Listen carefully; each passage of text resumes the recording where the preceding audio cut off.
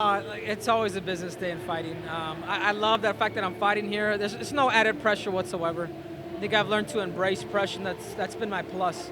These cameras, these lights, they don't mean anything to me until I scrap and I win. I know you weren't happy with your last performance despite it being a victory. What are you doing differently to make sure that doesn't happen again? Just being careful. Be careful what I put in, what I eat, right before competition. But I think I had a great camp, and this camp has been tremendous.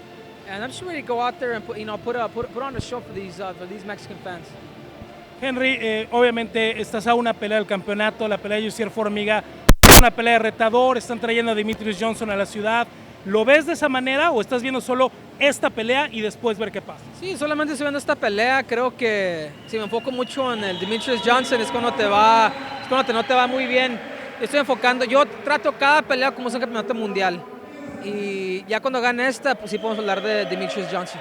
¿Cómo estuvo tu campamento? La gente alrededor de tuyo tuvo peleas muy importantes. Anthony Birchak contra Thomas Almeida, ahora vas tú. Va a ir Frankie Sainz contra Uriah Faber a final de año. ¿Cómo se sienten como equipo? No, pues estamos fuertes. Imagínate, si los dos ganamos la pelea, el Frankie Sainz también, los dos podemos pelear por un título mundial. Anthony Birchak, el Almeida es un peleador muy fuerte. Más estrategia con un peleador así, pero así sí va la pelea. A veces ganas y a veces pierdes. ¿Crees que sea algún rival Jussier Formiga para tu lucha?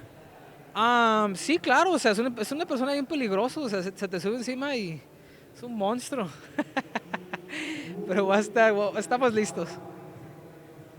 Well, ask about the same round of questions, but in English, but just for the junkie listeners. But let's talk about the matchup with Formiga first of all. What do you think about him as an opponent, and do you kind of look at this as a wrestling versus jiu-jitsu type of fight? Not really. It's MMA now. I consider myself, I'll always be a wrestler at heart, but now I made the transition. I'm a fighter now, and I've put the wrestling aside. I just can't wrestle no more.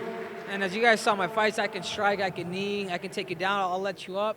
If I feel like I got to strike you a little bit more, I'm very comfortable as a mixed martial artist, and that's what this fight is. It's MMA now. How about Formiga? A lot of people look at him as kind of a one-trick pony. He's got that incredible back control.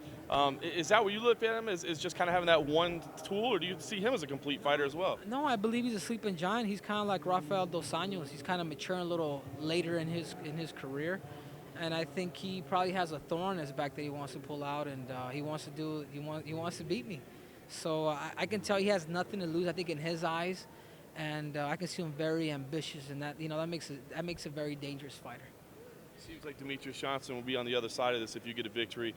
Do you see it that way? I know it's still early in your UFC run, but he's beaten so many other contenders. Do you feel like a victory here and the title shot should be yours? Yeah, I think so. I think they're all talking about me. I think Demetrius Johnson, they all want me. They all want America's sweetheart. They want America's golden boy. So. They all want to fight me. All of them. If you ask them who they want to fight the best, and that's, everybody keeps pulling their eyes at me. So I'll be looking forward to that date when it comes. But as of right now, I'm thinking November 21st on Saturday, and I'm ready to chow down. What about your position on fighting in Las Vegas? Has that changed at all now that it seems like they're kind of going back and maybe reversing things? When your voice is heard, I mean, it feels incredible knowing that you're like the spearhead, the front line that's leading the cause. And yeah, absolutely, I have nothing against Vegas. I just have something against the abuse of power. And you know what I'm talking about. Talk a little bit about the importance of fighting in Mexico. You talked about how excited you are. This country is known for its fighters. It's known for the heart that the fighters demonstrated. That's something that you appreciate?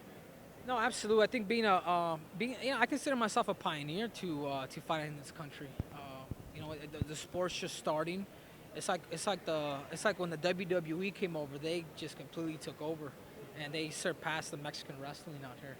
So it might be the same route. MMA might surpass boxing, and might become its glorious sport. I know you've been focused on your fight, but did you get a chance to see Holly Holm upset Ronda Rousey, and what did you think about that performance? No, absolutely. Kudos to Holly Holmes. Doesn't matter who you are, what you've done. If you have a proper game plan, you fight somebody accordingly, that's a recipe that equals success. And that's exactly what Holly Holmes did. She got her distance, in and out. She stayed away from the clinch. She fought a tremendous fight. And off the clinch, throwing that kick. People forget, man, this is MMA. This isn't wrestling. This isn't kickboxing. This is karate. This is MMA. This isn't judo. it's MMA. You better watch. Literally keep your hands up at all times.